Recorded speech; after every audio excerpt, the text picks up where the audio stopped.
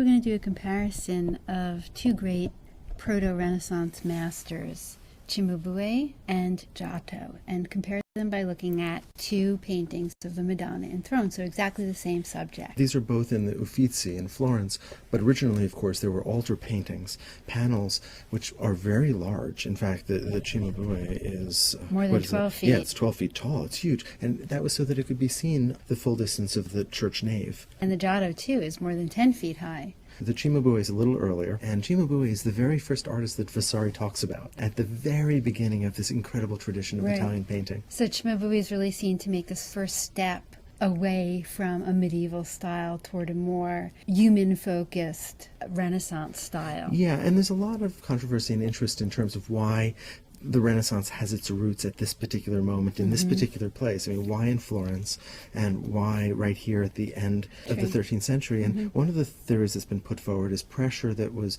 being felt in the Byzantine Empire to the east by Islam, and some of the artists perhaps fleeing the great traditions of the East and coming to Italy, and perhaps prompting it to think beyond the traditions of the medieval. The first thing to say is that this is just a really standard subject that we see all the time. Mary, the mother of Christ, holding the Christ child, surrounded by angels and or saints and prophets. Lots and lots of gold. These are tempera paintings on wooden panels. It's egg tempera, and it's using minerals that are suspended in that egg media. It's good for little lines. It doesn't blend well. It dries quickly. And so there's a really linear aspect to this painting, which may in some respects result from the tempera. This is gold that's been flattened out. It's a very thin gold leaf, and in fact even tooled. That is to say, patterns have been pounded in to make it even more interesting. And then it's been glued onto the wooden panel. It's been burnished, and sometimes there's a kind of clay layer underneath, which you can sometimes see a little reddish. But the gold itself is really meant as this ornamental, reflective material that had a symbolic quality in that it was meant to reflect the light of heaven. Neither of these are set in any kind of earthly realm.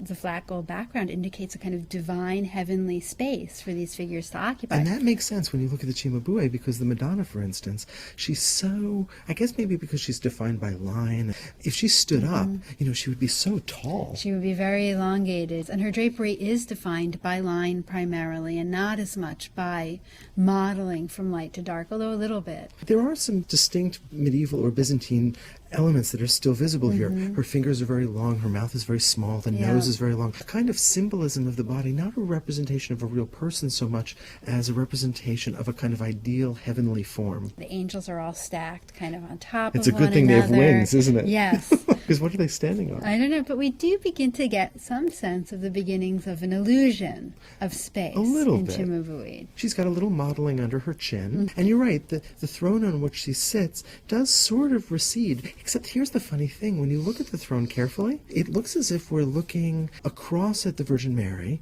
but we're looking down at the seat on which she's seated. And in some ways, we're also looking up at her. There's not a single perspectival point in which the viewer is situated. We have sort of multiple viewpoints, and that's something that, of course, will disappear more than a century later when we get to Brunelleschi in the early Renaissance. But I'm not comfortable with the idea that Cimabue couldn't do it. No. Yeah. So what about the four figures underneath? It's interesting that they're behind there. It does show some illusion of space. And it kind of frames them as well. It does. And they're adorable down there, those prophets. You can always tell the prophets because they're holding scrolls. Okay, so these are Old Testament prophets. Right, who would have predicted the coming of a Messiah, of a Christ. And here, in the Catholic tradition, of course, that would have been understood as Christ, as you said. Right. Let's look over now at the Giotto, because things have really changed. Madonna just looks so massive and bulky, and look at how her hips and her thighs cover that. And her knee projects forward. Throne. Right? Yeah. Her breasts are her and knees. Look at how differently the drapery is indicated. Instead of by these the gold tiny striations, lines, right? We now have real modeling from light to dark to indicate her knees and her lap, and even how the drapery pulls across her chest and her breasts. Look at the back of the Cimabue now.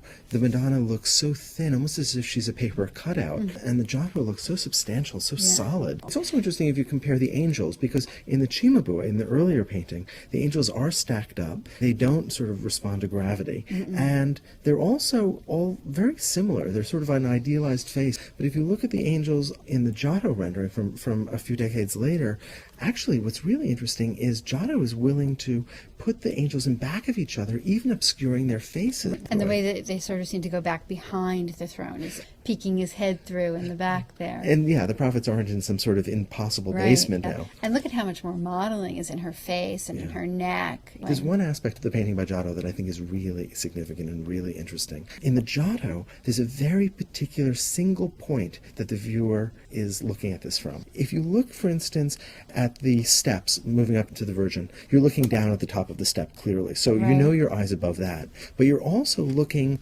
up at the ceiling of the throne. So you're looking you're somewhere in between, and in fact you're looking down at the seat. But you'll notice that just where the prophet's chins are, that's where everything sort of is exactly horizontal. Right. So that's the line at which our height. That's true. And that makes sense because that would put us just below Christ. A nice humble position. There's a kind of left-right axis too, which is to say that I think we can see a little bit more of the right window. So I think we're facing Christ. This begins to situate the viewer. This is not linear perspective. It's almost kind of a more awareness of the human presence in front of the painting. I think that's exactly right.